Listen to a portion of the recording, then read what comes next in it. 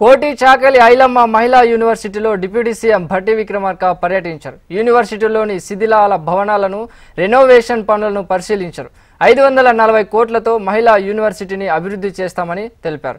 గత ప్రభుత్వం యూనివర్సిటీని పట్టించుకోలేదని, తమ ప్రభుత్వం మహిళలకు పెద్ద పీట వేస్తుందని చెప్పడానికి ఇదే నిదర్శనమంటున్న డిప్యూటీ సీఎం భట్టి విక్రమార్కతో మా ప్రతినిధి అశోక్ ఫేస్ టు ఫేస్.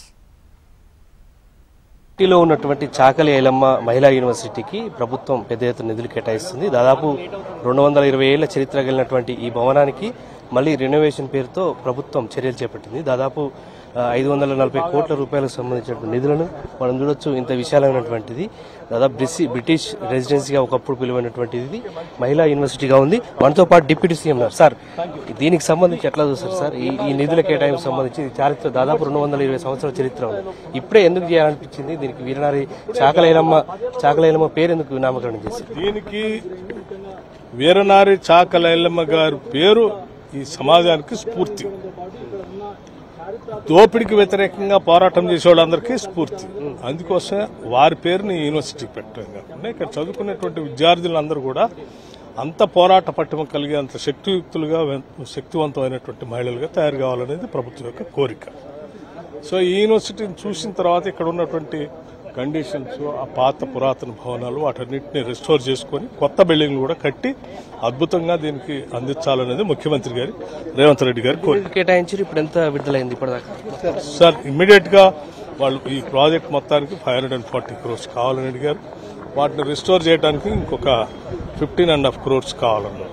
ఆ రెండింటికి కూడా ఇమ్మీడియట్ గా వాళ్ళకి 15 crores 50 lakhs ఏమంటే ట్రాన్స్ఫర్ చేస్తున్నాం. అట్లాగే ఇంకో 100 crores కావాలన్నారు. దానికి 40-45 crores ఇమీడియట్ గా టు స్టార్ట్. మూసీ నది పునరుజ్జీవనానికి సంబంధించి ఎంట్రన్స్ దానికి లింకప్ చేస్తారు.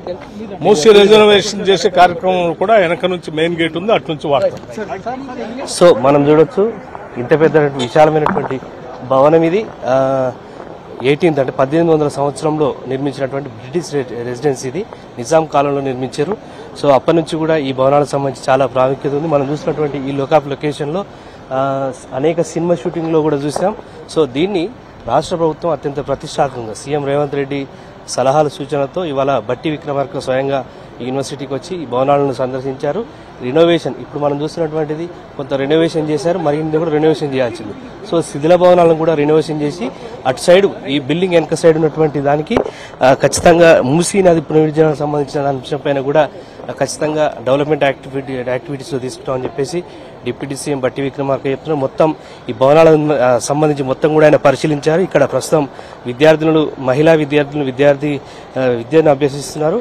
చాకలి ఐలమ్మ వీరనారిగా ఉన్నటువంటి చాకలి ఐలమ్మ పేరుని దీనికి నామకరణం చేశారు. అదే స్థాయిలో ఇక్కడ విద్యార్థులను భవిష్యత్ తరాలకు వారు స్ఫూర్తిదాయకంగా ఉండేందుకే ఇక్కడ దీన్ని అభివృద్ధి చేస్తున్నామని చెప్పేసి కూడా డిప్యూటీ సీఎం భట్టి విక్రమార్క చెప్తున్నారు.